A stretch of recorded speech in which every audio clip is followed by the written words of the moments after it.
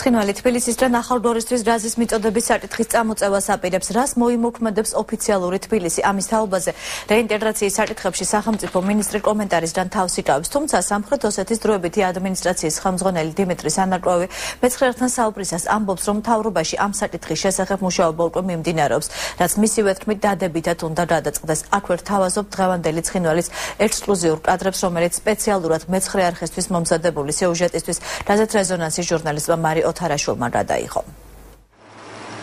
ეს დღევანდელი ცხინვალია. უკვე 20 წელია, რაც ამ ქალაქში ქართული სახელმწიფო იურისდიქცია ვეღარ ვრცელდება. აქ ცხოვრება ჩვეულ რიტმში მიდის. ქალაქში გზების შეკეთება და ადმინისტრაციული შენობების გამალებული რესტავრაცია მიმდინარეობს. ქუჩებში ირევიან ავტომანქანები, სკოლიდან მომავალი ბავშვები და სკვერში მჯდომარე მოხუცები. სიტუაცია არც თუ ისე კარგი არის ადგილობრივი მოსახლეობისათვის.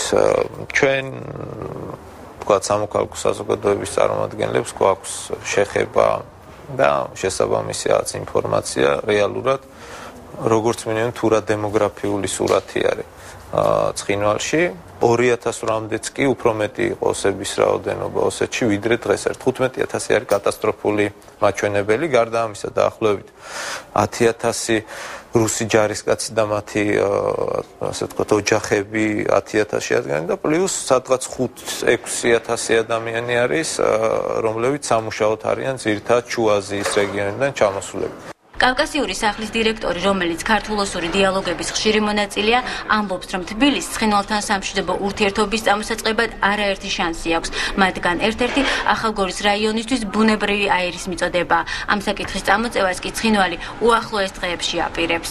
თუ ჩვენი საბოლოო მიზანი არის, ანდა შუალედური მიზანი არის ნდობის აღდგენა და შემდეგ უკვე კონფლიქტის ტრანსფორმაცია და ამ ნაბიჯს გავიაზრებთ ამ კონტექსტში დიახაც გაზის მიწოდება ახალგორისათვის არის მიმართული დადებითი ტენდენციის შესაქმნელად ამ შემთხვევაში ქართულ-ოსურ ურთიერთობებში ჟენევის მოლაპარაკებებში ქართული დელეგაციის ყოფილი თავმჯდომარე სერგი კაპანაძე აცხადებს, რომ ამ საკითხს რამდენიმე სირთულე ახლავს, თუმცა მთავარი მაინც ქართული მხარის პოლიტიკური ნებაა.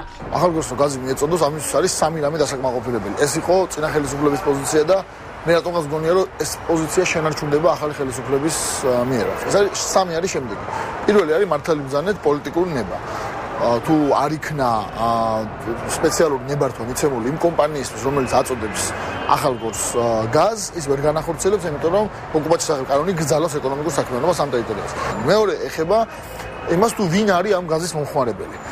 ჟენევის მოლაპარაკებებში რამდენჯერმე გაიჭედა ეს საკითხი იმის გამო, რომ ცხინვალმა და ასევე მოსკოვმა პირდაპირ ღიად განაცხადეს, ეს გაზი უნდათ რუსეთის სამხედროებისთვის, რომელიც არიან ახალგორის რაიონში. თავარი ხელისშემშელი მაინც იყო ყოველთვის საკუთრების უფლება.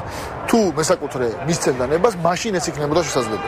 სამხრეთ ოსეთის დროებითი ადმინისტრაციის ხელმძღვანელი დიმიტრი სანაკვევი ამბობს, რომ თბილისი თანახმა ახალგორს გაზი მიაწოდოს და ამაზე მუშაობა უკვე მიმდინარეობს.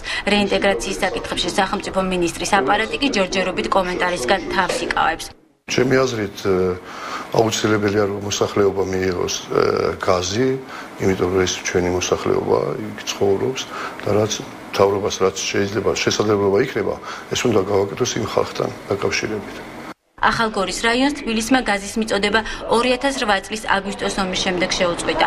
ოფიციალური პირები ამის მიზეზად ტექნიკურ გაუმართავობას ასახელებდნენ, თუმცა დღეს ყველა თანხმდება იმაში, რომ ახალგორისთვის გაზის მიწოდება არ მიწოდების საკითხი თბილისის პოლიტიკურ ნებაზეა დამოკიდებული.